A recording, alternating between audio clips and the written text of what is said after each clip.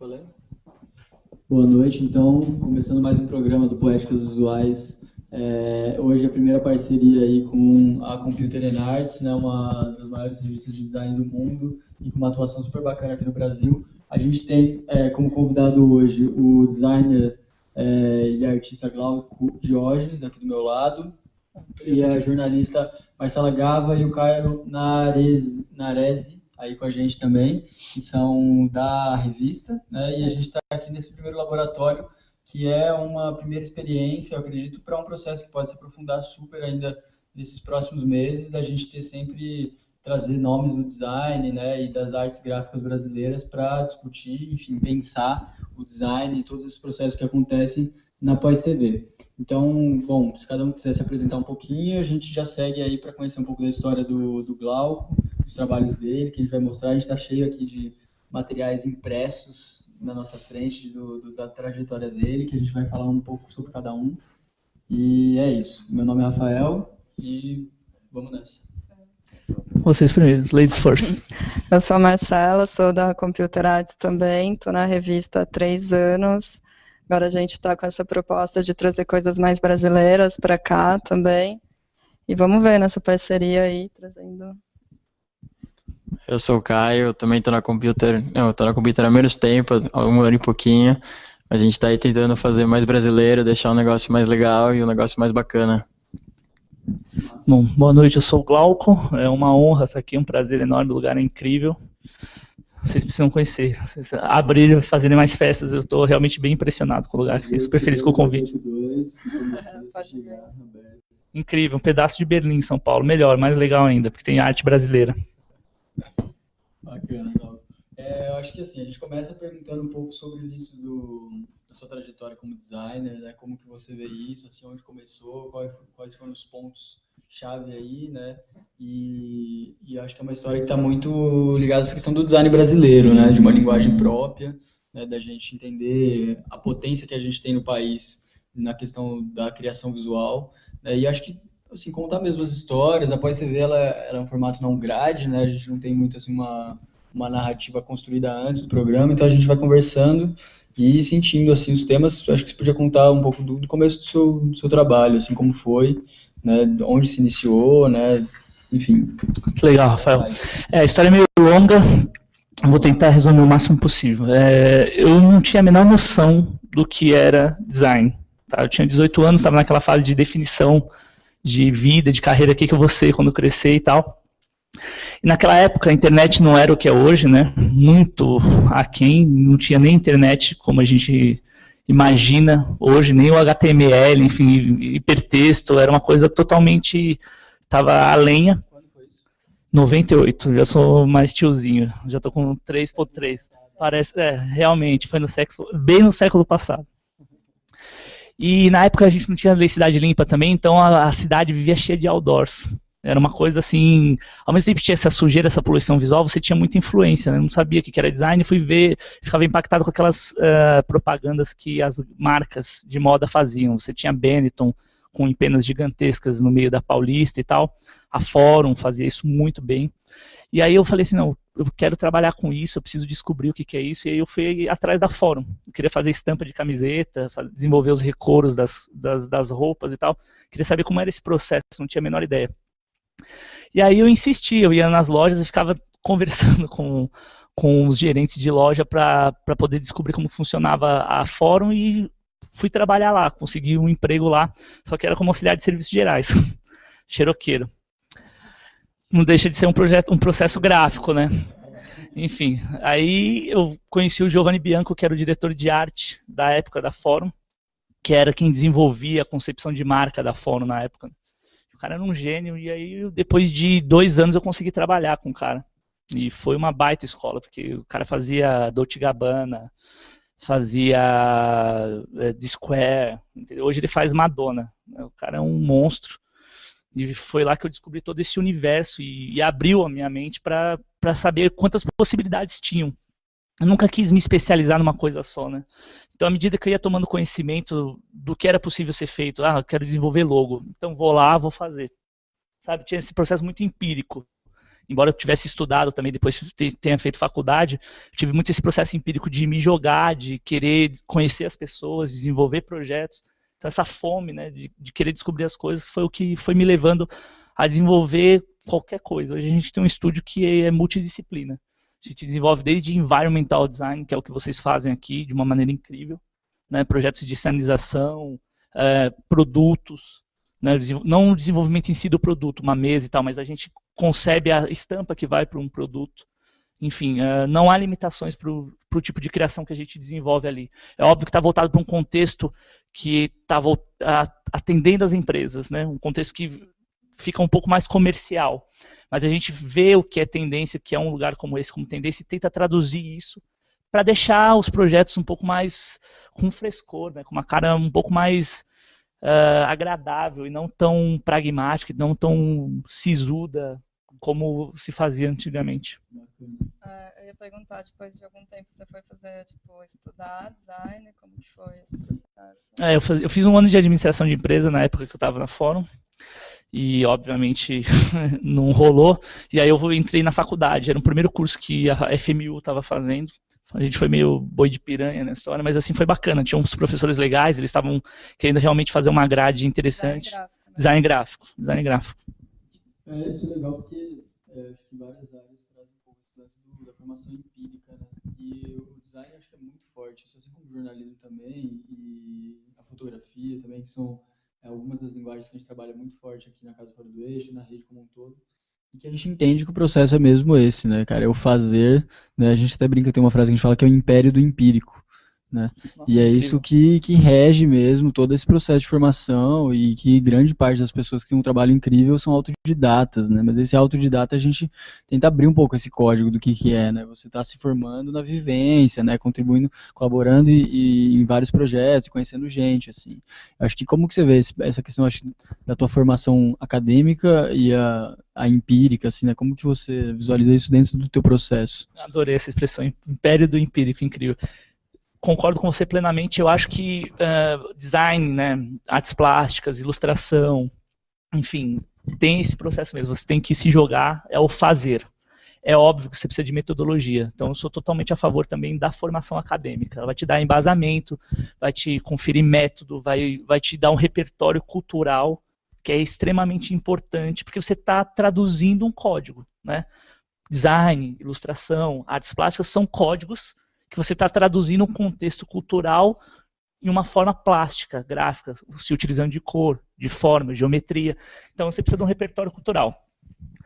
Eu me sentia meio culpado assim também, porque eu não dedicava tanto à faculdade. Uma que eu precisava trabalhar, precisava pagar a faculdade, então não foi um contexto muito fácil. Enquanto a gente ia construindo o carro, enquanto ele estava em movimento.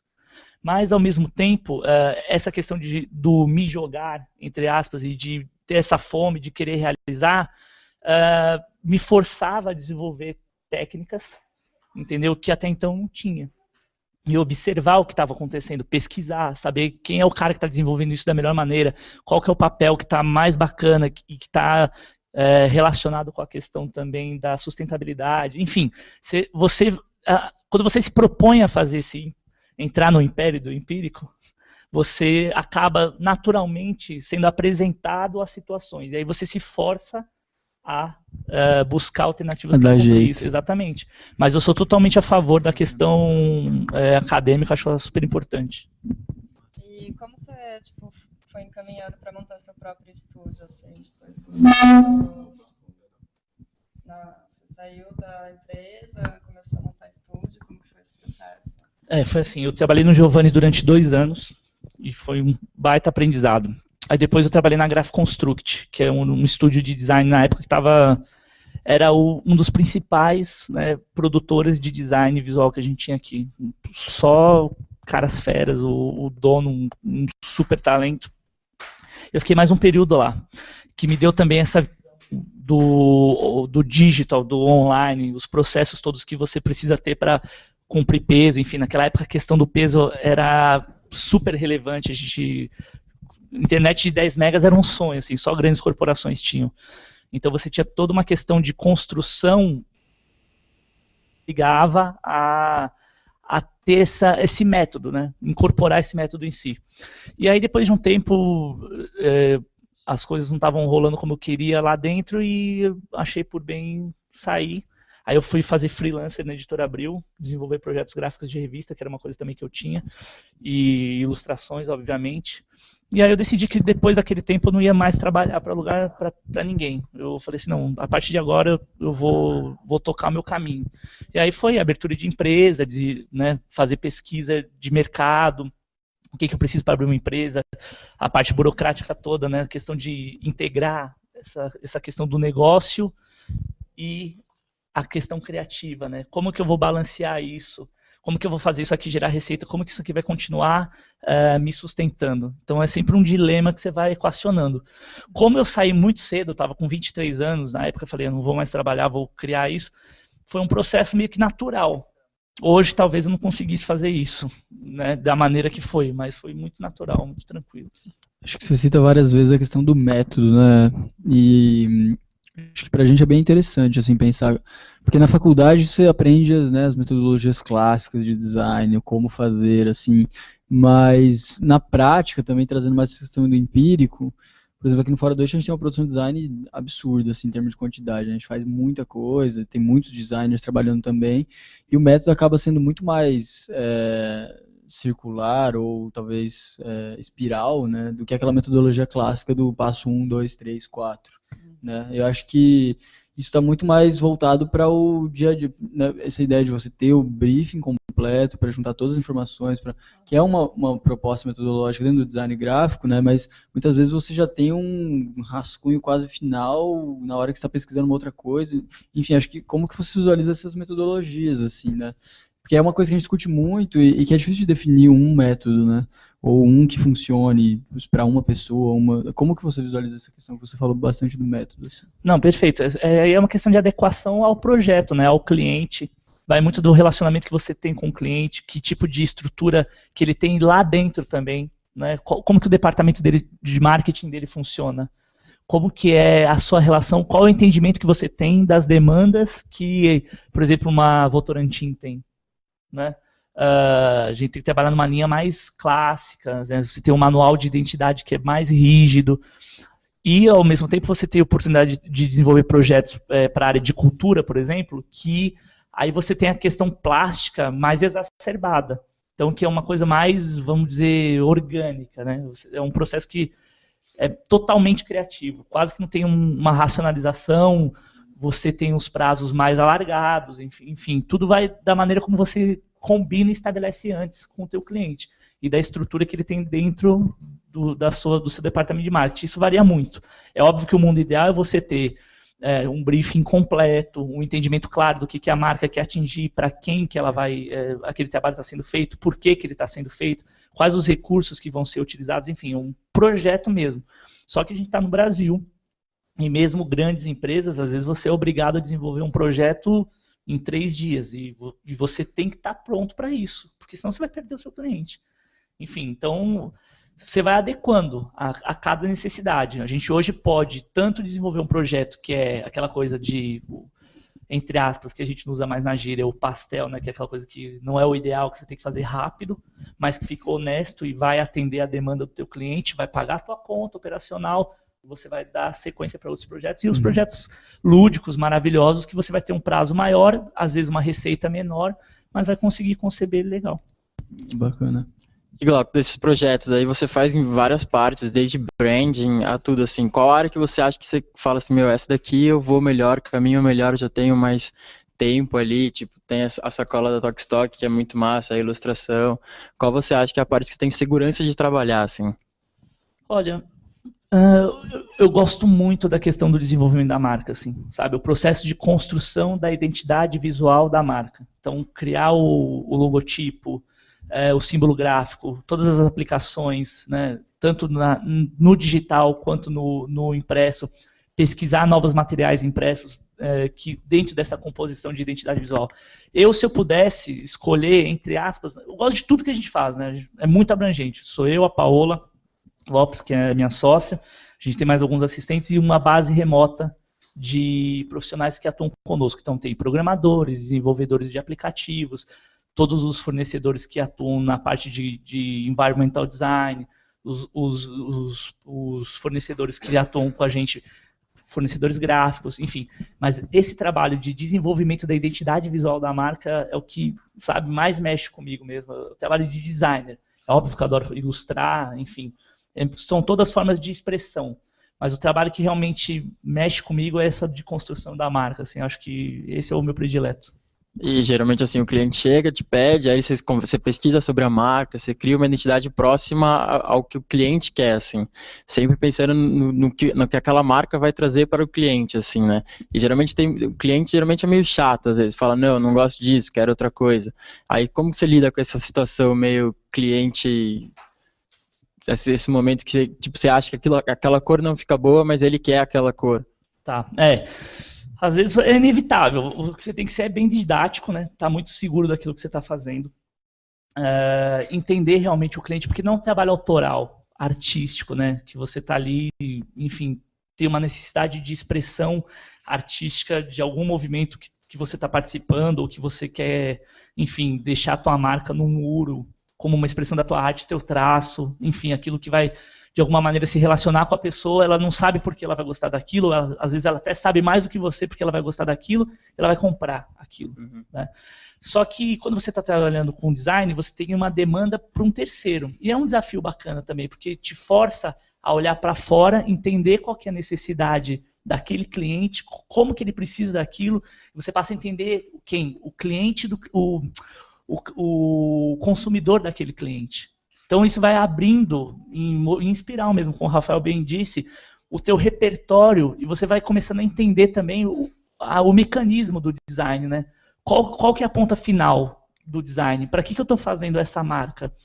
Tá, estou desenvolvendo esse logo para uma marca que vai desenvolver esse produto para essas pessoas, que vai gerar esse tipo de bem-estar para essas pessoas, ou vai impactar positivamente na sociedade, se for uma marca que está atrelada a uma ONG, que, enfim, pensar o design mesmo como um ofício e um objeto social de geração de bem-estar, né? De potencialização de bem-estar. Então você tem que escutar mesmo quais são as necessidades do seu cliente, como que ele quer aquilo. É óbvio que você tem o conhecimento técnico, o repertório para poder oferecer o que é melhor. E você tem por obrigação dizer aquilo que você acredita. Mas é óbvio que a palavra final é dele, né? Porque é ele quem está pagando.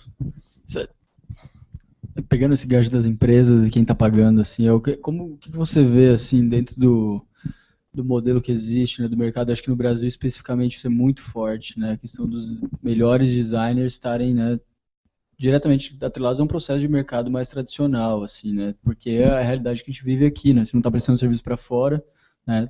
Tem que se submeter a um processo que existe aqui, que todo mundo acha que deveria ser melhor, enfim. O que você vê como limitante, assim, né?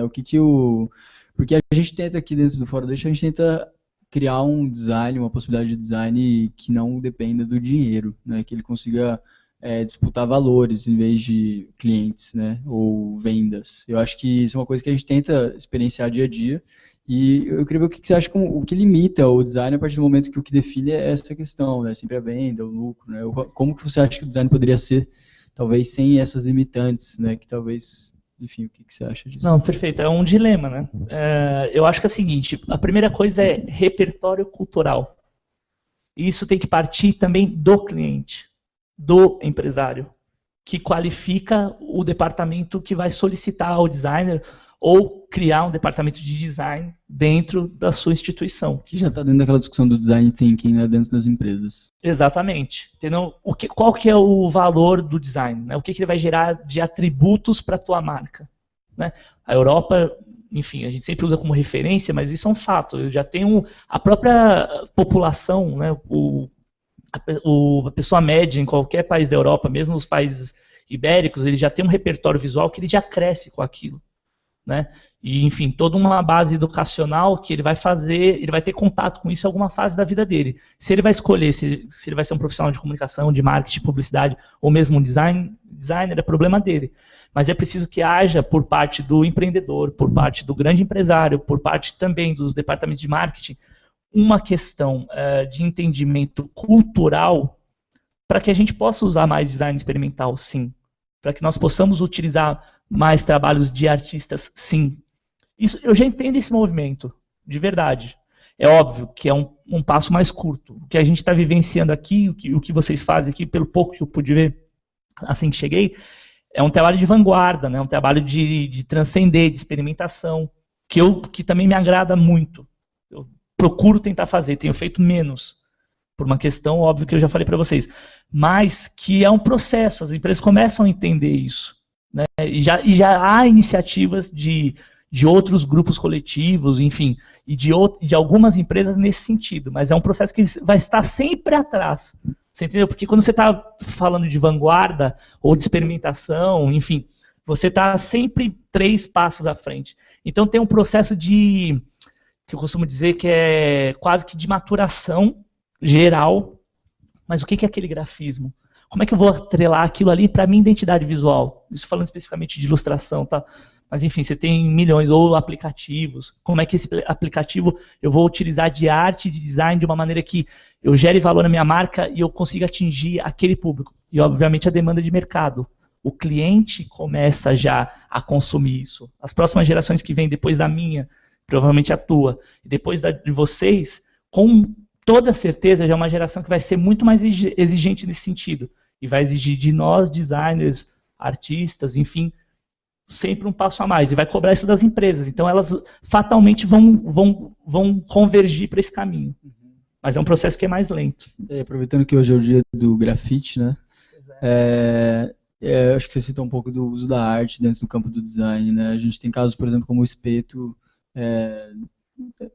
o trabalho dele representando a Coca, né? Sim. Que é um caso bem marcante, é uma puta obra foda, né? Absurdo. E como que, assim, você falou um pouco de como é uma forma de consumo do grafite também, né? Como passa a ser um produto que está nas ruas, passa a ser consumido, assim, né? Não sei, até uma provocação para todo mundo aí, galera, pra gente, como que a gente visualiza isso, né? O campo da arte diretamente dialogando com o design, até que ponto isso é design, até que ponto isso é arte, né? E como as empresas, sem querer ter uma visão maquiavélica do negócio, mas como elas estão conseguindo gerar um mercado de consumo de grafite que está ligado a produtos, né? E como que o outro lado desse, como você visualiza isso também, né? Eu vejo que tem o lado das ruas também, né? Que é o consumo gratuito, né? Que é o usufruir da cidade com o grafite por todo lado, é uma vivência também muito rica, né? E aí esse né? Esse processo passa a virar um produto, né? O que a gente tenta fazer no Fora do Eixo sempre é transformar os produtos em processo, né? Fazer o caminho inverso. E não sei, o que você acha disso aí? Quer falar? Não, comentou um pouco já, né? Acho que... Então, eu acho o seguinte, eu acho que é exatamente isso, é perceber quais são as demandas do teu consumidor. Agora o processo, como você disse bem, vai se inverter. Depois ele reverte, não tem jeito, ele é de retroalimentação. Eu acho que foi muito feliz essa história da Coca-Cola. Por quê? Porque o trabalho do Espeto eu gosto muito e tem uma questão de brasilidade ali, mesmo sendo um estilo próprio, que é muito presente. Né? Você tem a questão da literatura de cordel, que está bem presente no trabalho dele. Né? Aquele traço, enfim, bem característico. Então você se apropria de um desenho ou de um grafismo que pode ser reproduzido quase que como uma estampa, serializado. Então, essa ponte entre o que é arte e design está estabelecida ali. E culminou no quê? Num produto popular que está presente na mesa do brasileiro. E o cara está vendo aquilo ali na rua. Então, ele já consome aquilo já não é tão estranho. E caracteristicamente, o trabalho dele, né, tem essa coisa ancestral. Então, acho que foi uma coisa muito feliz da Coca-Cola. Eu achei que foi um golaço. E eu adoro o trabalho do Espeto, eu achei ele um craque. E também tem outras empresas, né, que começaram a investir mais nisso, chamaram, até também teve o caso na Luz, né, que foi com quem foi que no Catarse, Foi o Copper, não foi? Não.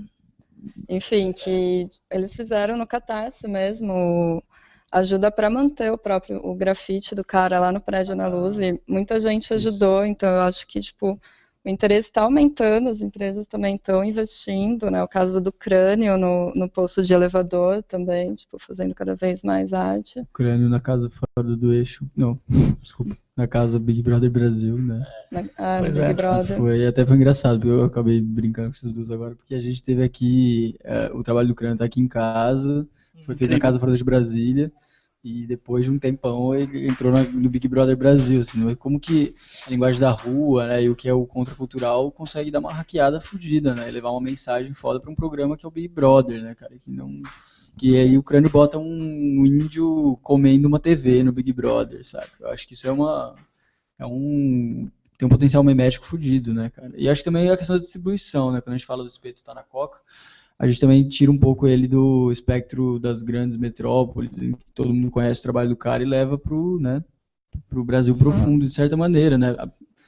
Apesar, não sei se é essa palavra, de ser a Coca levando, mas está indo, né, também. E acho que a gente pensa muito também nessas políticas de acesso, assim, né? Como que a gente consegue democratizar o acesso à arte urbana que está aqui em São Paulo e que no resto do Brasil não tem o mesmo nível de aprofundamento, né, e de qualidade estética, assim, como que a gente consegue democratizar esse processo todo no design. Eu acho que é a mesma coisa, né? Perfeito, eu concordo completamente contigo, e eu acho de extrema importância não só essas iniciativas de... Óbvio que tem toda uma questão também de apropriação por estar em voga, por ser um modismo e tal, mas a partir do momento que isso vai penetrando na cultura também popular, né, vai entrando na vida do cidadão comum, ele passa a ser uma coisa presente mesmo, e as pessoas vão começar a exigir, né? Ué, mas por que isso parou?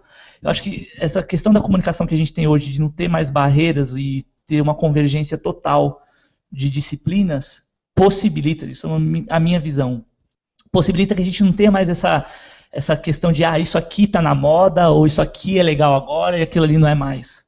Eu acho que está tudo acontecendo ao mesmo tempo, num grande nível, e obviamente, em um determinado momento, um artista vai estar mais em voga do que o outro, vai surgir um novo estilo aqui que vai, de repente, cair no gosto das pessoas, você nem sabe por quê, né? Isso é muito louco como se dá, né?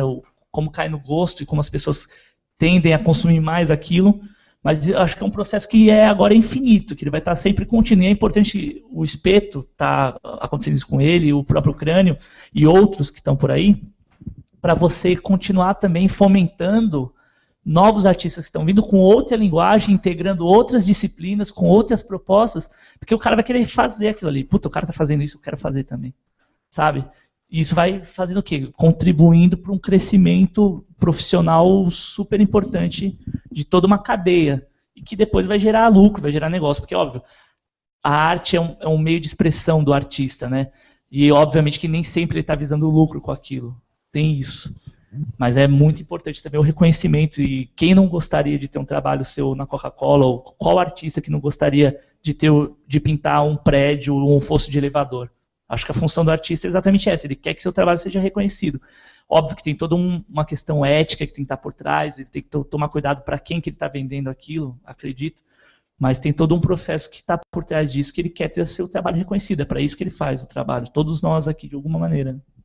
Eu acho que é uma pena que seja só hoje, né, dentro do espectro que a gente tem, que as empresas sejam, assim, os grandes veiculadores da arte urbana, né, assim, acho que poderia ser muito melhor, né, assim, se a gente tivesse políticas públicas sérias para isso, por exemplo, acho que o governo tem um papel fundamental nisso, a sociedade civil tem um papel fundamental nisso, e os meios de comunicação também, né, acho que a gente já cai aqui também um pouco para Computer and Arts, né, como que vocês veem isso dentro da revista, né, e como que, qual é o papel de difusão e de, né, tanto de design, de novos talentos, desse design brasileiro que a gente tem falado tanto, como que a revista pode favorecer esse tipo de processo, né, uma revista que vem, acho que é até bacana vocês falarem um pouco da revista, já que esse é o primeiro programa, né, vocês já me contaram um pouco sobre esse lance de vir uma porcentagem vem de fora, vocês criam um conteúdo nacional, né, como é que é isso aí? Então, a gente está aqui no Brasil desde 2009, né? A gente traduz, a Computer Arts originalmente é uma revista inglesa, a gente traduz parte do conteúdo, outra parte a gente faz aqui no Brasil mesmo. E a gente está, assim, muitas vezes o eixo é restrito a São Paulo, a ideia é trazer muito mais gente de fora, de outros estados, mesmo porque também Tem, tipo, gente lá no Nordeste que está fazendo, tipo, coisa muito boa e às vezes a gente fica preso aqui em São Paulo. Então, a ideia é sempre trazer, tipo, ir mais longe, mostrar o que está sendo feito no Brasil mesmo.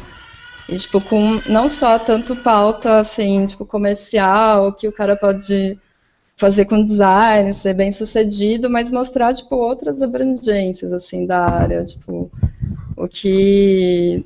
Como colocar, mostrar coisas que possam inspirar mesmo, assim, o trabalho dele, o que... a ele se formar mesmo. A gente tenta sempre trazer uma coisa brasileira que tipo, vai desde a tipografia que ele criou em algum lugar até uma identidade visual que ele fez para alguma marca lá fora e que tipo bombou lá fora, mas o cara é brasileiro, assim, então tá levando a arte do Brasil lá para fora, que é uma coisa que, meu, é um puto reconhecimento da arte brasileira, do traço brasileiro, que é uma coisa que antes não tinha muito na computer, que é uma coisa que a gente quer mostrar, que é falar, não, o artista brasileiro também é muito bom, o designer brasileiro é muito bom, e é isso que a gente está tentando colocar na revista aos poucos, mas estamos indo com material muito brasileiro ali. E o que lá fora é muito, todo mundo sabe, né? Às vezes o cara, tipo, designer aqui brasileiro mesmo... é muito bom, né? Aqui dentro, aqui talvez... Eles são conhecidos mais lá difícil. fora, mas aqui dentro, tipo, a pessoa não é. Então, eu acho que tem essa proposta de divulgar o trabalho aqui dentro do Brasil mesmo. E até, tipo, saindo daqui para lá fora também, mas consolidar aqui primeiro, tipo, criar uma identidade e isso levar adiante, né? Muito bom.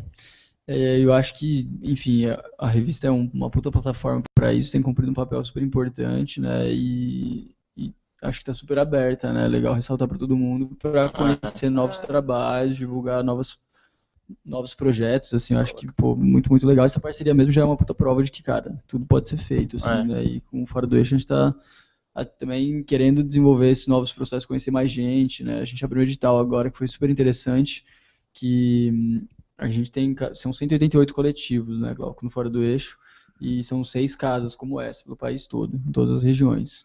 E aí a gente abriu 12 vagas de vivência para designers do país todo, se inscreveram mais de 170 para morar de 3 a 6 meses nesses espaços trabalhando com design, né? E os projetos aqui dentro, nenhum deles está vinculado à venda, a produtos, né? Tudo está vinculado a uma questão de disputa de imaginário mesmo, assim, né? De trazer questões, conceitos e tal. E pra gente está sendo super importante também se relacionar com os designers, com a galera que está formando opinião nesse campo, para entender que é um blocão, né? Pautando esse design nacional e conseguindo pensar o que é o design brasileiro mesmo hoje, né? Que é tão visado lá fora, mas que aqui dentro às vezes acaba se espelhando muito mais lá fora, né? Como as referências, né? Acho que esse caso é muito comum do cara que vem de fora, quando consegue ficar famoso lá fora, para ficar famoso aqui dentro, né? Famoso no sentido, né, de ter o trabalho reconhecido, que foi uma coisa que você colocou, que eu acho que é super importante. Até no seu próprio trabalho, né, Glauco? Você traz, assim, tipo, coisas da cultura brasileira para cá. Você pode falar mais um pouco sobre isso? A gente já pode dar uma mostrada também no monte de trabalho do Glauco que a gente tem aí. Você pode mostrar. O seu estúdio, né? Portfólio inteiro. Quando ele falou que trouxe um monte de coisa, ele tava com uma sacola pesada. Eu falei, nossa, esses arquivos são tão pesados. Dá para mostrar que o produto é bom mesmo, viu, gente? Pode comprar aqui. A sacola aguenta. Aguenta. É verdade, essa questão sabe, eu tive sempre uma coisa assim comigo. Pensa bem, o Saci Pererê, né? Boi Bumbá, o Curupira. Cara, imagina se esses personagens, só para citar esses 3, tá? Sem me aprofundar muito, fazem parte do folclore, ou mesmo o Carnaval do Recife, que é incrível e tal, os bonecos, né? Os mamulengos e tal. Imagina se todos esses personagens estivessem dentro de uma cultura europeia ou com a estrutura de comunicação que os caras têm lá. Você imagina o que esses personagens não seriam? Então, o Mickey ia ficar pequeno, né? Ia ficar pequeno pro Mickey, literalmente. Então, sabe, tem um potencial subexplorado da cultura brasileira que é riquíssima, que é vastíssimo, que de 20 anos para cá, empresários, designers, começaram a olhar com mais cuidado, com mais carinho para a nossa identidade, para realmente conseguir conceber algo que seja identitário, né? Que seja design e que, ao mesmo tempo, ele possa ser universal. É óbvio que tem essa coisa a grama do vizinho é sempre mais verde, né? Isso é do ser humano. essa coisa de o cara tem que fazer sucesso lá fora para ser reconhecido aqui dentro. Realmente, é verdade, ainda tem esse ranço, mas essa mentalidade também está mudando. Então, eu sempre quis buscar elementos da cultura brasileira que, de alguma maneira, pudesse representar graficamente. E era o que também eu tinha mais contato. Eu nunca fui um cara aficionado, óbvio, fui influenciado pela cultura americana, como acho que a maioria aqui. Hoje, vocês menos, que são bem mais jovens do que eu, pelo que eu vejo aqui, todo mundo está aqui. Mas também tinha essa coisa de ler autores brasileiros, de buscar grafismos brasileiros. Então, de uma certa maneira, eu tentei trazer isso para o meu trabalho, de maneira que eu tivesse um trabalho que tivesse uma brasilidade, mas que fosse autoral ao mesmo tempo, né? Especificamente no que diz respeito ao trabalho de ilustração. Eu acho que eu tenho conseguido e tem tido uma aceitação, principalmente lá fora. Assim, eu não tenho focado tanto esforço lá fora, porque o meu mercado está bem mais aqui dentro, de verdade. Mas sempre que eu partia com isso, ou colocava um portfólio em algum canal, como o da Gestalten, enfim, antes de a gente ter os Behances, como a gente tem hoje, ter essa estruturação que a gente tem hoje online, era super bem aceito. E eu percebi que isso daí também podia gerar uma evolução no trabalho. Então, misturar essa coisa da textura que a gente tem muito aqui, né? Essa casa é incrível, de verdade. Não estou puxando saco, dá vontade de montar um estúdio aqui. É incrível. Enfim, essa coisa da textura que o grafite tem, esse uso do padrão, a própria questão da parede, às vezes com um acabamento mais rústico, é um instrumento para você tirar uma foto, obter uma textura diferente e aplicar num trabalho que vai ser gráfico. Enfim, eu gosto dessa coisa da mancha, né?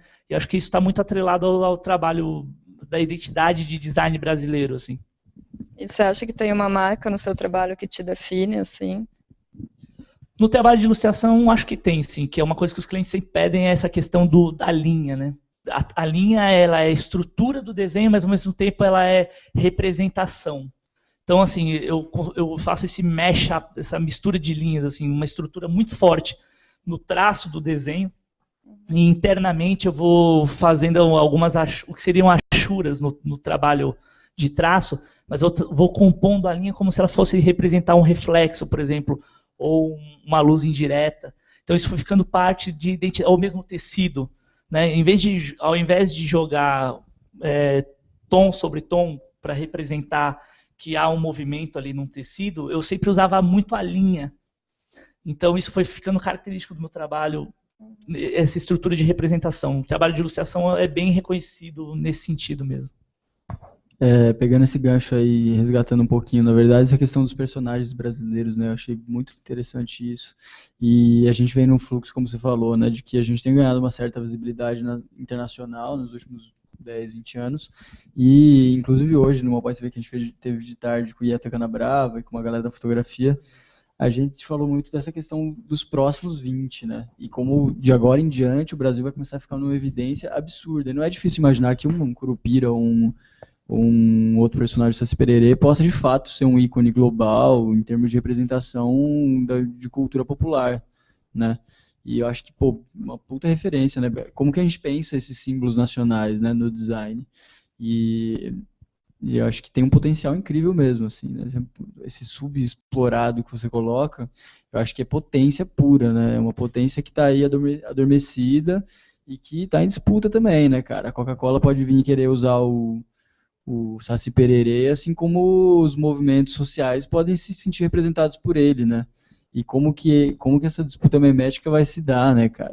Quem que vai levar esse bonde? Quem é o dono, exatamente. De quem é e a parada, né, veio do povo, assim como o samba, né, cara? É uma parada que vem de uma malha social fodida, né, cara? E em determinado momento as empresas pegam isso e usam, né? E não é nem um julgamento, mas assim, por que não estão usando os grandes movimentos, né, as pautas nacionais, não estão usando esses personagens como protagonistas da história do país, assim, né? Eu fiquei pensando nisso agora, assim. Pois é, um exemplo claro disso daí você pode ver, óbvio, sem nos aprofundarmos demais, né, por todas as questões que envolvem, é a questão que envolveu todo o processo da Copa do Mundo, né? Os seus desenvolvimentos, os seus desdobramentos, né? Na época, na Copa da Alemanha, em 2006, houve toda uma questão que envolvia a associação de designers de lá, no que diz respeito à identidade visual que foi projetada para a Copa, aquela coisa fã, sabe, assim, Identidade da Copa Brasileira, você tá Não, falando? eu tô falando especificamente da Copa Brasileira, mas puxando um gancho para de 2006. É sempre um instrumento de polêmica, né? Impossível você agradar todo mundo, mas é óbvio que existem meios e processos de você conseguir conceber um material identitário que represente o potencial cultural daquele povo, né? Esse debate está em pauta na Alemanha, quando a gente teve a Copa em 2006. Foram frontalmente, que era totalmente pop, não era identitária do ponto de vista de design alemão. Isso aqui não nos representa. Você entendeu? Porque tinha toda uma questão política por detrás, que a gente sabe como é, de fazer transparecer uma Alemanha mais sociável, vender o país. Então, cumpriu a função. Mas será que ele cumpriu a função de representar realmente o potencial cultural daquele país naquele momento? Será que o que está sendo produzido agora está representando o potencial cultural deste país neste momento? Tem um gancho com a fotografia, né? Se isso parece mais um retrato ou uma projeção, né, do país, né? O que essa marca pode ser? Eu acho que aí a gente cai inevitavelmente na marca da Copa do Mundo brasileira, né? Qual que é a sua opinião sobre isso? Olha, tão controversa. Até por questões éticas não pode se pronunciar. Não posso me pronunciar, mas é óbvio assim, por gosto, eu acho que não nos representa. Feliciano não se representa, o logo da Copa não se representa. Massa. Eu acho que teve, desde essa questão de representar a identidade, tem aquele logo da Olimpíadas de Londres, que é todo desconstruído também, né? Aquilo já é um outro caso. Assim. Como que você vê isso? Também gerou uma grande polêmica, foi alvo de uma grande polêmica, mas assim, hoje, eu olhando para aquela marca, eu acho que ela é contemporânea para o contexto que a cidade estava vivendo e precisava viver, né? Eu tive a possibilidade de estar lá em dezembro de 2011, fui viajar e a gente foi para Londres. E eu vi todas as aplicações de marca, os produtos que foram desenvolvidos, licenciamento. E aí você consegue entender, depois eu fui pesquisar sobre o projeto e vi que era um projeto realmente consistente, né? Tinha multiplicidade de aplicações, era uma marca de fácil reconhecimento, ela era mais pop. E depois de toda uma discussão que teve, inclusive no desenvolvimento dos personagens, dos mascotes, a marca ela foi bem quista, ela foi bem aceita por todo um contexto cultural que estava ali. Um exemplo feliz que a gente pode dar, pelo menos na minha opinião, é a marca das Olimpíadas, que a gente tem aqui no Brasil. Eu acho de verdade uma marca muito bem feita, bem concebida. Teve uma polêmica também de plágio, né? Mas eu acho que aí vai mais pela referência. Eu não acho que foi. O estúdio é bem competente que fez. E eu acho que, do ponto de vista de escultura, eu acho que eles são os caras mais de produto até do que design visual. Mas eles foram felizes nessa concepção de pensar a marca nesse movimento 3D mesmo também, né? E acho que eles marcaram um golaço. Assim, o processo de concepção das Olimpíadas, eu acho que foi muito, muito, muito bem feito.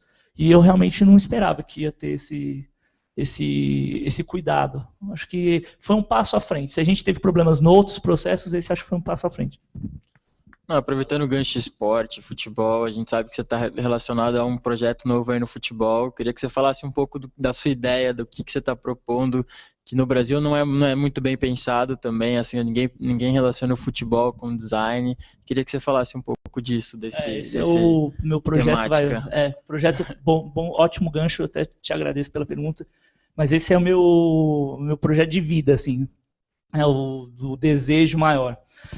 De novo também nessa coisa da subexploração. Eu acho que o futebol ele é a última esfera da sociedade, né?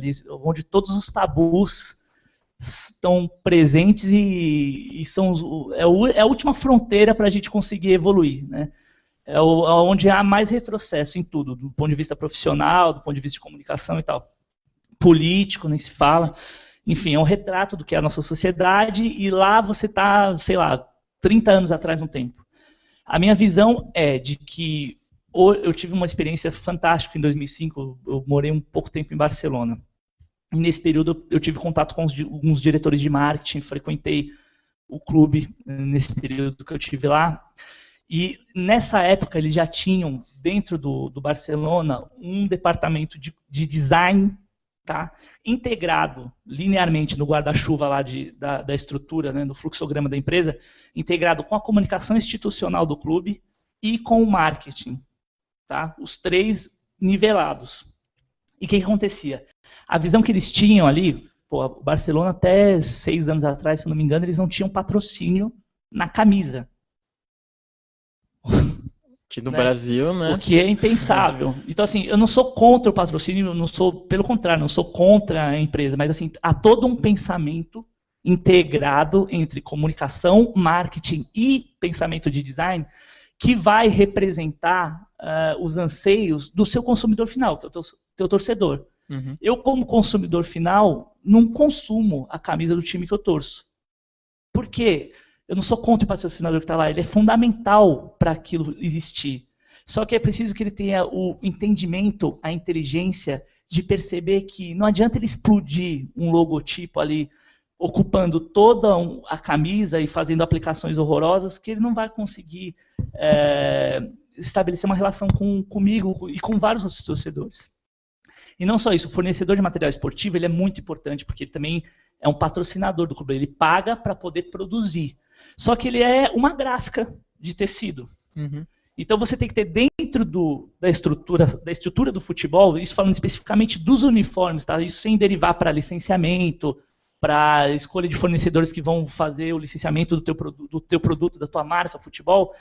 Você tem um entendimento lá dentro de especialistas que vão entender quais são as demandas do consumidor para poder produzir um produto adequado. Você não pode cobrar 200 pau por uma camisa que, me desculpa, o tecido é ruim, a modelagem é pior ainda, as aplicações e impressões são terríveis, entendeu? Já tem tecnologia para se fazer isso há muito tempo e com qualidade. Isso falando dos uniformes, mas tem toda uma cadeia, desde a parte de comunicação que está dentro da arena. Quem que vai fazer o museu dentro do teu estádio de futebol? Uhum. Você precisa de um designer para fazer isso. Isso é environmental design, que é o que eles chamam hoje, né, o design do ambiente. Você vai pensar, você tem um espaço ali que você vai preencher, as pessoas vão circular por ali, e elas precisam ter sentido para onde elas vão, por onde elas vão, mas como isso vai ser? Toda a sinalização vai partir do brasão do clube? Então tá, vamos fazer um estudo aqui e vamos construir isso de uma maneira adequada. E isso é pensado junto com o marketing, que nem você falou que em Barcelona acontece. Todo mundo pensando junto e não é só uma coisa exclusiva, assim, né? Não, e o desenvolvimento, às vezes, nessa época, a ideia deles era fazer o desenvolvimento dos uniformes in-house. Ou seja, você tem uma equipe ali que tem um estilista, um diretor artístico, um designer júnior, entendeu? Que vai conceber o quê? O Milan faz isso. Faça pesquisa de tendências para saber, olha, neste ano, enfim, você tem vários sites que cuidam de tendências, enfim, para moda e tudo mais. Nesse ano, o que vai estar em voga, por exemplo, é anos 30. Então, faça toda uma pesquisa, né, de modelagem, de roupa, e o uniforme ele é uma releitura, um redesign daquele período, do que o Milan usava nos anos 30. Só que com uma gola nova, uma tecnologia de sudorese para o jogador, que tem o tecido de última geração, a aplicação do escudo é proporcional. Você gera atributos, você gera valor. O design é para isso. E assim, ainda é muito retrógrado. A gente já conseguiu desenvolver algumas coisas para alguns clubes aqui do Brasil, óbvio, principalmente São Paulo, do qual sou torcedor, sou fanático.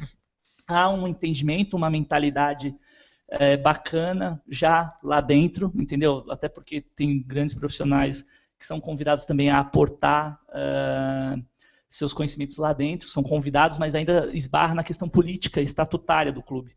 Então, você tem bons profissionais, às vezes, que estão engessados, porque você esbarra no cara que tem lá 90 anos, é conselheiro do clube e vai dar pitaco e não aceita, você entendeu? Você não tem, por exemplo, um terceiro uniforme, que é impensável hoje, entendeu? Em termos de receita para um clube.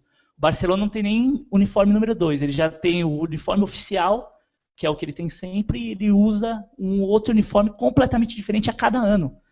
Por quê? Porque o uma coleção. Assim. Exatamente, fica uma coisa colecionável, enfim, você vai gerando atributos e valores, né, para uma marca, porque o futebol é uma marca.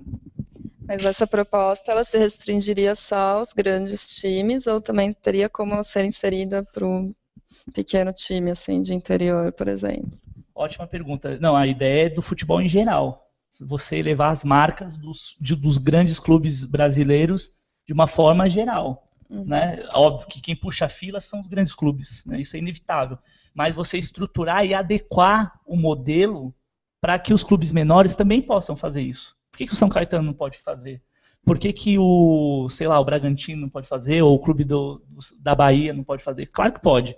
Há receita para isso, entendeu? Você destina uma verba menor, óbvio que o foco desses clubes é futebol e tudo mais, enfim, tem que investir em jogador, tem toda uma infraestrutura enorme por detrás disso. Mas você pode destinar parte dessa verba para criar um departamento interno que pelo menos vai qualificar melhor o teu produto, que vai chegar na gôndola para o teu consumidor, para o teu torcedor, né? Isso em tudo, desde o licenciamento de uma xícara, uma meia, enfim, todos essas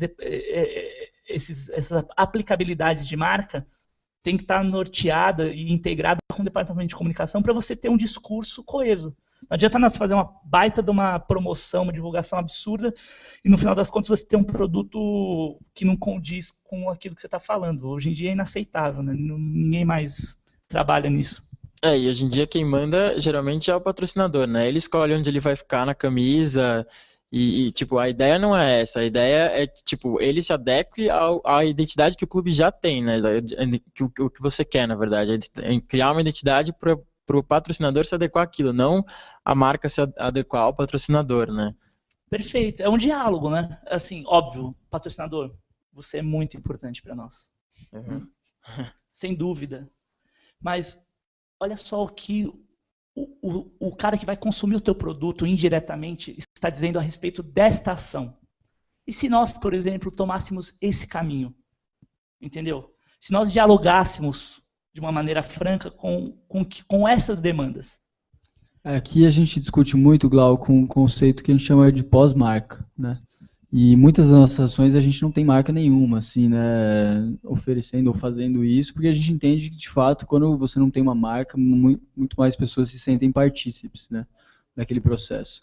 Eu acho que esse caso aí que você coloca, que traz, acho que não é, o futebol é um caso, né, mas dá para visualizar em vários outros assuntos, como você pensa em patrocínio cultural, por exemplo, as marcas entendem que o jeito delas se potencializar com a relação é colocar estampado a marca dela na frente do palco, ou colocar estampado na frente da camiseta parada, ou enfim, estourar a marca em qualquer um dos lugares, como você colocou, como uma estratégia de visibilidade, né, sendo que, na verdade, a marca poderia se potencializar muito mais, né, o próprio mercado poderia entender que, cara, ele não colocar nenhuma marca na parada e fazer um processo legal e ir adiante pode ser muito mais interessante para o todo, né, do que ele achar que essa lógica, né, totalmente do século XX, né, da exposição da marca em todo e qualquer espaço, vai trazer novos clientes para ele, por exemplo, né, mas a identificação que o público pode ter com o projeto e entendendo que ele é financiado por uma outra empresa, isso é muito mais positivo na questão de simpatia e de gerar valor para a marca, né?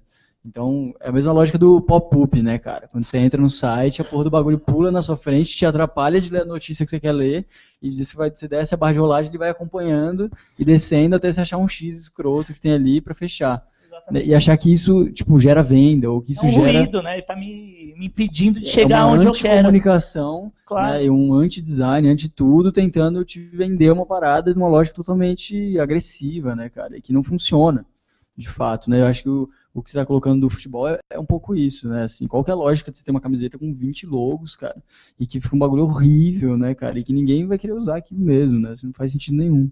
Um dos patrocinadores do São Paulo Futebol Clube há 2 anos atrás, isso tá na internet, tá? Em empresas. Ele teve um retrocesso nas vendas das camisas porque ele se negava a fazer uma redução do tamanho e utilizar as cores que lhe eram peculiares da marca. Eu entendo essa questão do proprietário da marca ter um valor afetivo, óbvio, é uma construção daquele empreendedor, daquela empresa, é a simbologia dela, mas eu acho que é um diálogo, sempre, né? Você tem que conseguir estabelecer e convencer, esse processo de convencimento que é árduo, que é constante, você tem que tentar, você não pode desistir disso, né? Explicar o porquê daquilo vai ser melhor. É só você fazer uma varredura de uma timeline. Você tem ferramentas para fazer isso hoje. Você usa um TweetDeck, bota uma hashtag ali, ficar o dia inteiro ali, você vai recolher milhões de opiniões. Então, aqueles lá são os seus consumidores potenciais. São eles que estão consumindo o teu produto. Você vai fazer ouvidos de mercador para eles? Tem todo um processo evolutivo. Melhorou muito, mas ainda falta muito para melhorar. Vou dar um exemplo, que não é bom, mas assim, é um fato. Os nazistas, há 75 anos atrás, tinham um projeto de identidade visual.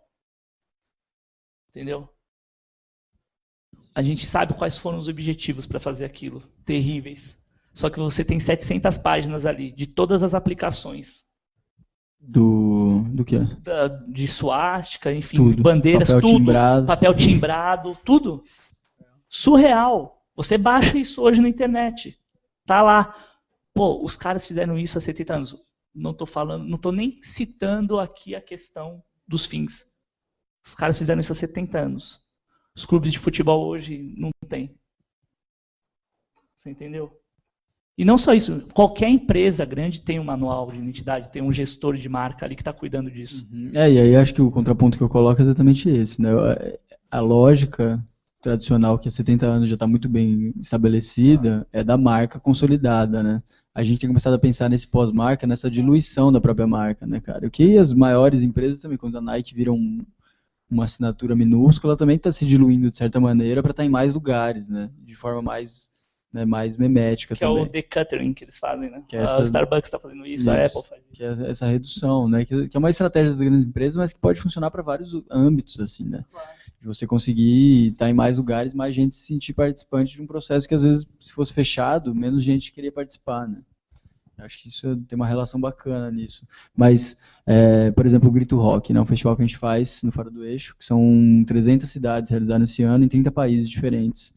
A gente tem um processo de uma identidade visual que é criada, mas que, na verdade, ela vai sendo meio que remixada de uma maneira muito maluca por cada um dos pontos que vai fazendo isso, e a gente parou de se importar tanto assim de querer ter a marca exatamente aplicada, e a gente começa agora a entender como que ela pode ser, de fato, remixada de uma maneira quase proposital e ser ressignificada localmente em cada território, né?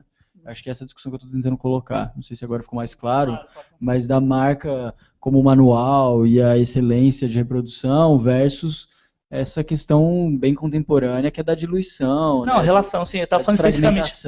Né? Eu acho que é um outro paradigma aí também que sim. começa a aparecer. Perfeito, desculpa. Não, é que eu só peguei esse traço porque para você ter uma ideia, se nem isso que a gente já nem discute esse é o passo mais. Número 1, né? Exatamente.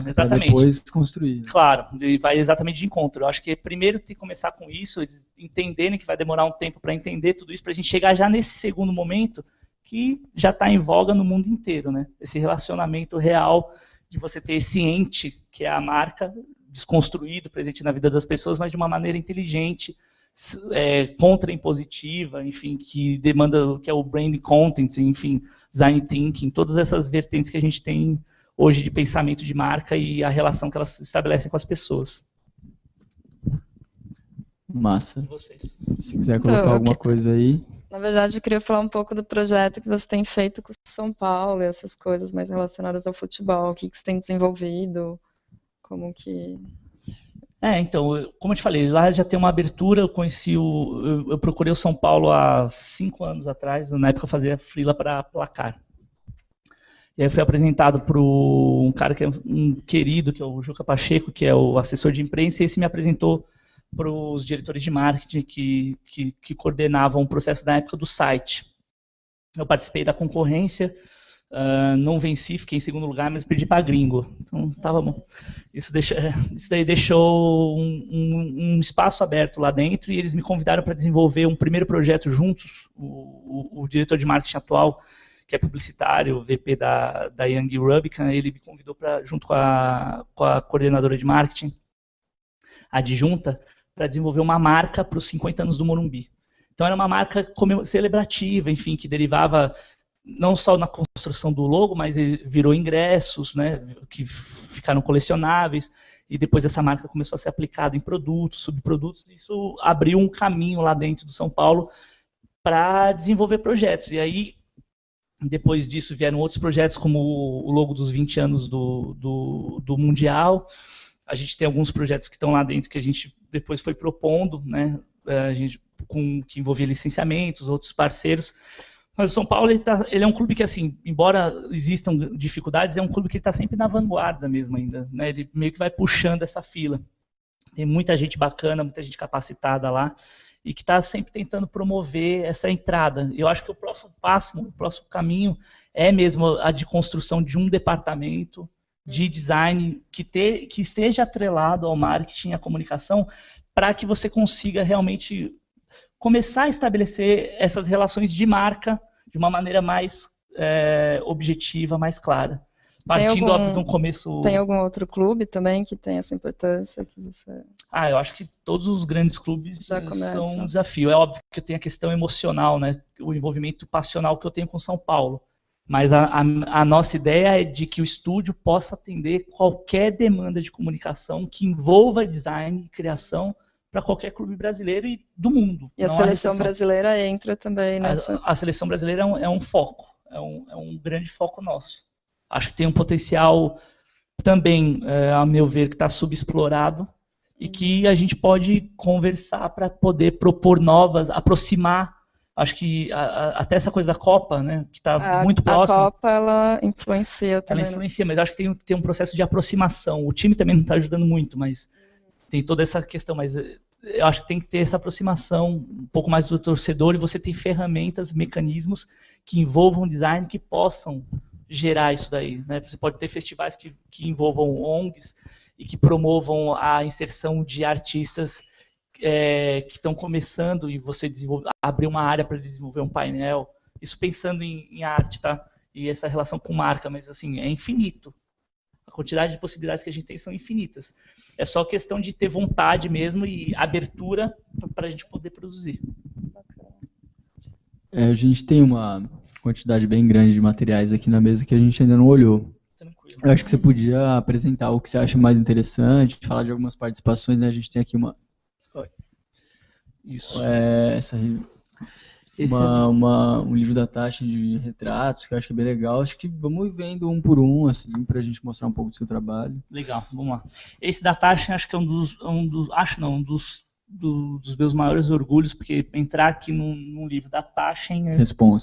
Responsa. Boa definição. Então, esse é o Illustration Now, só que é o portrait. O que é? O Illustration Now é uma série que é produzida pelo editor de design e moda da Taschen, que é uma coleção, e você só entra uma vez, são os ilustradores que naquele momento estão mais efervescentes, ou que já fizeram trabalhos relevantes, eles selecionam, processo duríssimo, eles fizeram uma edição especial de portrait.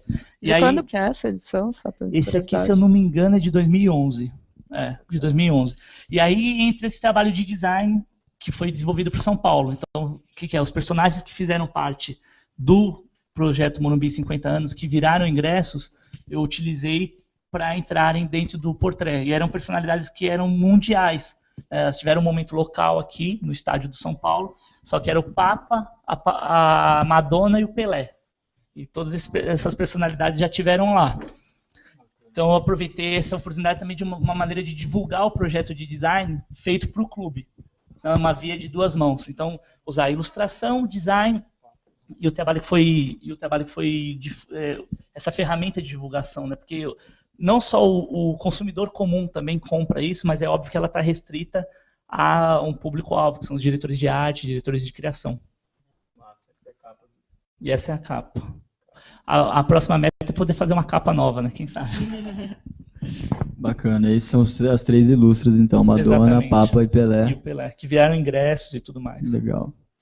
E aí tem alguns outros. Esse é um projeto que eu gosto muito também, que é o Football Heroes, também voltando, mexendo com ilustração e design. Que esse é um projeto bem bacana, que é um projeto de coletivo, que são vários ilustradores do mundo todo que são convidados a desenvolverem ilustrações, e aí o conceito era dessa desconstrução do álbum de figurinhas, né? Então tem cara brasileiro fazendo jogador da Itália, italiano fazendo jogadores brasileiros, suíços fazendo jogadores argentinos, e formou-se uma grande comunidade de ilustradores do mundo inteiro para poder conceber quebrar, né, essa rigidez do futebol, essa coisa do ícone, do mito. Então, assim, óbvio que ele está presente, é óbvio que todo mundo considera e sabe do valor do atleta, mas você desconstruir essa imagem sisuda e cada artista expressar a sua visão. Bem bacana, né? Olha a seleção argentina, toda fofurete. Muito legal, né? Nisso eu participei até mais do processo de produção do livro, de convidar outros artistas, do que propriamente de ilustrar. Eu fiz uma seleção, dei muita sorte, foi a seleção de 2006. Foi um fiasco e tal. Mas aí eu retratei, né? Porque na época os caras estavam... Esse é o meu. Na época os caras estavam com tudo. Então eu quis trazer essa coisa heráldica, quase como se eles fossem gladiadores, assim. Eles estavam ganhando tudo, né? Até a Copa das Confederações, depois na Copa. E uma outra coisa aqui. Glauco, aqui só para cada artista fazia uma versão de uma seleção, é isso? Ou mais. Eu recebi convite para fazer 4, que eu não consegui, estava cheio de trabalho e tal, mas assim, tem artistas aqui que fizeram 3 seleções, 4, 5, e enfim, cada uma no estilo, né? Você vê desde... Esse é fantástico, tem uns que usam técnicas de realismo, enfim, caricatura, as mais variadas técnicas, ó. O cara que já é mais psicodélico, essa seleção do Equador. Legal. Deixa eu ver o que mais que dá para mostrar. Isso aqui também é um motivo de grande orgulho. A Computer Arts tem sido uma grande parceira desde que começou aqui no Brasil. Aqui. Vou te ajudar aqui. E aí essa foi a capa para uma edição especial que eles fizeram uma compilação das matérias de design feitas no Brasil. Só o pessoal do Brasil, o Glauco foi convidado para fazer a capa, né? E a capa ficou com muita cara, assim, da cultura brasileira, assim, né? Pelas cores, pela brincadeira aqui com... Obrigado. Não, adorei o convite. A ideia foi exatamente isso, de brincar com essa coisa do Google, na época estava em evidência. Então eu quis usar o marcador do Google como se ele estivesse fincando aqui na bandeira brasileira e desconstruindo os elementos que faziam parte da bandeira. Então eu mudei um pouco da cor dele, aí fiz uma brincadeira com alguns grafismos. É como se ele estivesse fincando e espalhando o design brasileiro ao redor, assim. Tem essa viagem. De vez em quando dá pra gente viajar também. E aí só cara fera, né? O Cisma, enfim, alguns amigos meus. Quer ver? Outro que é legal. Tem uma coisa de design que usa elementos de ilustração para conceber um projeto. É isso aqui, ó. É um convite, obrigado, que eu fiz para a Cal Parade. Então você usa... Qual que era a ideia? Era o lançamento da Cal Parade no Rio de Janeiro, e a ideia é o seguinte, é pegar o quê? A teta da vaca, estilizar como se fosse um cartoon, né? Aquela estilização da teta da vaca como se fosse um cartoon e transformar isso num convite, que ao mesmo tempo é um flyer e é um godê, né? Se você inverter, é um godê. E cada uma dos mamilos, ou enfim, tetinhas da vaca tem uma cor, né? Que era o CMYK.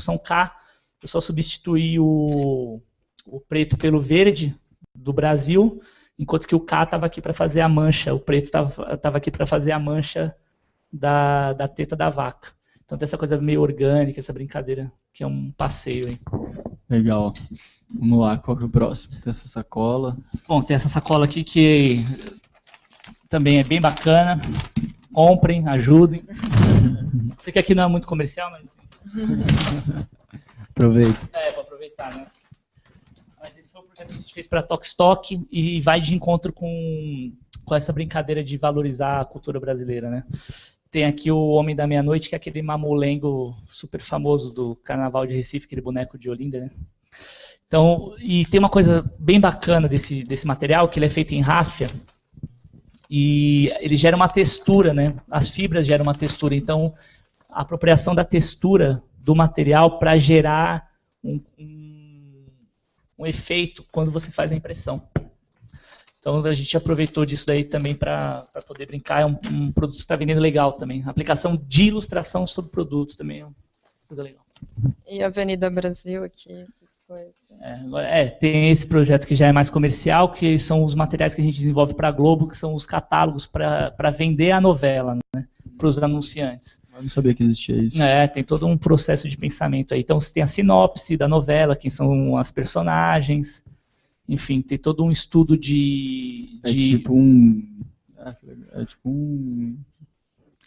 É um catálogozão da novela. Isso é antes dela acontecer? Antes dela acontecer. Quando ela está para estrear, assim, poucas semanas antes, esse material é distribuído para os anunciantes, enfim, para poder gerar o espaço para venda, né? Ah, entendi. É aqui que os anunciantes vão ver que produtos eles inserem na novela. Exatamente. Ou qual personagem ele quer ter atrelado, por exemplo. Exatamente. Tem todo um pensamento por trás disso daí. Porra, é sistematizado a parada. O negócio é E cerebral. Não sabia Aquele livro disso. ali também é... E esse também é o Também. Illustrational, só que isso é incrível, do Pablo Lobato. E esse foi o primeiro que eu participei. Esse eu acho que está na 132. Quer ver se puder me ajudar? Vamos ver, acho que é 132. Foi o primeiro que eu participei também da Taschen, da série Illustrational. Depois é que veio o Portrait. É esse mesmo, isso. É a nossa divulgação. Exatamente, né? que é esse da divulgação. Inclusive. Esse é um trabalho que fazia muito, assim, é bem antigo já, essa coisa de mix animais, uma coisa meio psicodélica. Então, alguns peixes são construídos com pedaços de escamas de sapo, enfim. Uma viagem meio tropical de uma parte de estamparia que eu fazia também. Esse começou como um trabalho experimental até.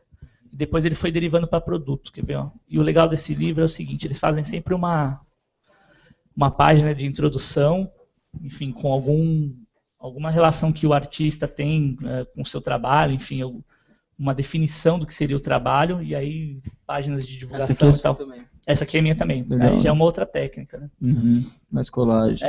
Colagens, fotomontagem. Essa grama aqui toda é de verdade.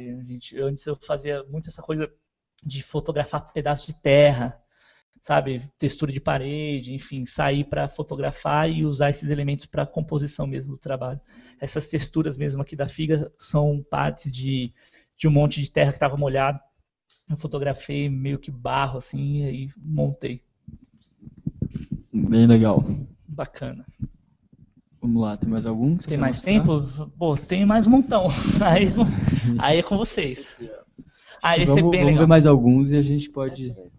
Pô, bacana, obrigado. Esse é um trabalho que eu gosto bastante também, que foi para uma mostra de cinema, e aí vem essa coisa também do trabalho plástico, né, mais artístico, envolvendo design. Então, desde o pensamento do papel até a concepção das ilustrações, todo o processo inteiro eu desenvolvi, junto com a Paola. Então, assim, é uma mostra de cinema, o cineasta Gustavo Galvão que me convidou para desenvolver essa história toda, e era só sobre cineastas orientais. E no caso, eles fizeram uma mostra especial do Wong Kar-wai. Ele tem um trabalho incrível, né? De estética, das texturas, enfim, a maneira como as narrativas, a maneira como ele constrói as narrativas, e aí eu tentei traduzir isso em cima do In the Mood for Love, que é o principal filme dele. Então, toda a construção gráfica partiu daquele filme principal. Massa. E bem legal, os cartazes, enfim, eles tinham uns pôsteres que ficavam pendurados no cenário do filme, e eu me apropriei disso para poder construir essa identidade. Bacana. Vamos lá, acho que dá pra gente olhar mais um e a gente... Tem vários vou mostrar esse aqui. Ó. Esse que tá o meu. Esse das marcas. Você quer ver? Esse das marcas é uma coletânea, se quiser mostrar, de logos, dos 3 logos. E aí eu consegui colocar. Seus. Tem logo meu aqui. Só mata a cobra e mostra o pau. Peraí, deixa eu só. Tem uma marcação aqui, vou ver. Deixa eu ver se eu consigo te ajudar aqui. Esse foi o logo do estúdio. Quer ver? É que na verdade tem mais marcações, tem algumas de referência aqui. Vamos ver se a gente encontra. Aqui. Esse foi bem legal de fazer, vou virar para lá. Que era o antigo logo que eu usava, só quando o estúdio era o meu nome, né? Antes de virar Supernova. Qual que é? É o macaco aqui. Tá. E aí tem toda uma brincadeira meio que antropofágica, né? Da raiz ser a origem, o macaco ser o homem e o cérebro ser o conhecimento. Então ele tá sempre, você tem uma raiz ali forte, né? Estabelecida, tem uma origem. O macaco, o símio representando o homem, e o cérebro é a fonte de conhecimento, o alimento que vai fazer com que você consiga produzir. O conceito era mais ou menos esse. Legal, tem tudo a ver com a questão que você colocou da cultura, né? Repertório cultural. Exatamente, tem esse cuidado. E depois isso aqui virou uma estampa no Xing Ling, lá em Londres, em Camden Town, chinês. Um amigo meu estava em Londres e encontrou a camiseta. Quem foi que fez essa camiseta? Aí o cara trouxe para mim. Legal. Massa. Gente, eu acho que a gente chegou ao fim desse programa. Eu queria abrir para as considerações finais aí, né? Tanto uma já até uma avaliação do que foi esse processo. É o primeiro que a gente faz, né, com a Computer and Arts. Eu acho que tem um puta potencial da gente trazer vários nomes do design brasileiro aqui, né? Até Glauco está convidado também a pensar com a gente esses programas, se você tiver vontade, disposição. O espaço está aberto. E... Acho que seria legal também a gente convidar a galera para participar também, né, das próximas vezes, Claro. com mais perguntas. Super aberto, assim, tanto para vir presencialmente aqui na Casa Forador de São Paulo, acompanhar o programa, conhecer a galera que tá participando, quanto online, né, ter uma participação, perguntar, enfim. E acho que tá aberto aí para considerações. A gente falou de vários temas, né, acho que foi bastante tempo de transmissão, foi mais de 1 hora, e acho que a Pós TV é isso, né? É um canal aberto, sem censuras e sem limitantes nenhuma, pra gente falar o que a gente quer e pensar sobre o que tá em pauta aí, né? E, enfim, tá aberto aí pra últimas considerações antes da gente encerrar. Começa você, né? Você começa. Quer começar por aí? Pô, achei a experiência muito legal, assim, achei que rola muito isso, acho que todo mundo tem que ter um espaço para discussão e discutir temas relacionados ao design, é uma coisa para abrir a cabeça da galera, para começar a reparar no design, entender como funciona um logo, que o logo existe, ele por alguma razão, algum motivo, eu acho que aqui pode ser que aconteça isso, que as pessoas comecem a discutir e a pensar como fazer isso acontecer, assim, achei bem legal o espaço, achei bem legal a parceria, acho que vamos continuar aí. Massa. Também é legal também que você trouxe uma proposta, né, de design spot, que muitas vezes a gente não leva em conta, não conhece o assunto, acaba passando despercebido. E acho que essa é a proposta, trazer pessoas com ideias diferentes, que possam mudar de alguma forma o olhar, o que a gente pensa em relação a algum assunto, por exemplo. Acho bacana. Eu só posso agradecer, super honrado, de verdade. O lugar aqui, gente, não é exagero. Eu sei que eu sou um pouco exagerado, Venham para mas Casa assim, Forador de São Paulo. venham para cá. Glauco Lugar recomenda. incrível, fiquei super inspirado aqui. Dá vontade de montar um estúdio amanhã, mudar as coisas para cá. Se tiver uma bancada ali, pô. Enfim, Aberto aí, é só chegar. muito legal o lugar, muito legal a proposta. Fico super honrado com o convite, essa oportunidade de poder falar um pouco mais sobre o meu trabalho, sobre design, que são coisas que nós somos apaixonados.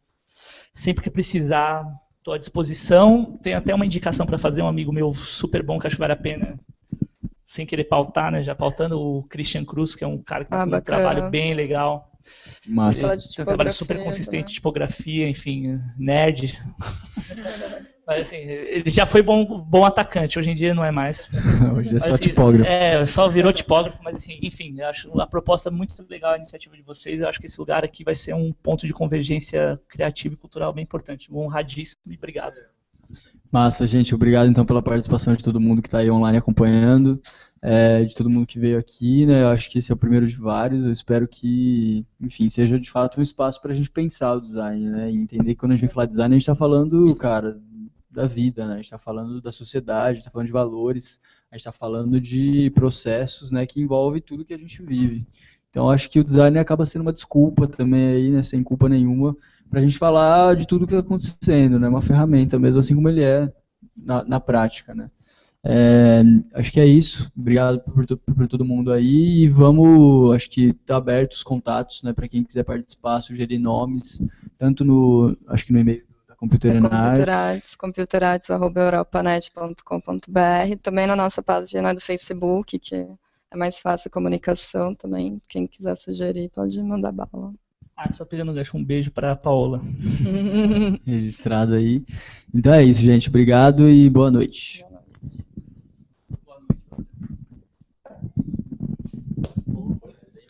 Cara.